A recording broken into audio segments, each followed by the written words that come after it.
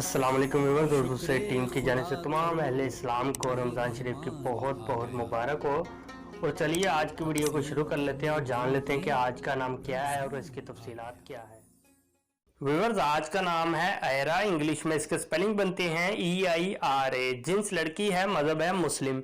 मायने है इसके मोहतात, देखने वाली, एहतियात करने वाली। एरा नाम का शुमार लड़कियों के नामों में होता है। एरा नाम की इब्तदाई तारीख उर्दू जुबान से निकलती है।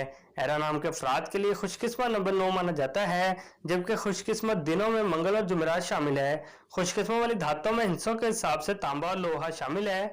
एरा नाम के अफराद के लिए माफिक रंगों में सुर्ख रंग शामिल है। एरा नाम के अफराद के लिए माफिक पत्थरों में रूबी शामिल है। एरा नाम में 4 हरूफ है, ये एक लफ्ज बनता है। अपने नाम का मीनिंग जानने के लिए कमेंट बॉक्स में लिखिए। चैनल को सब्सक्राइब कीजिए, वीडियो को लाइक और शेयर कीजिए। Thanks for watching.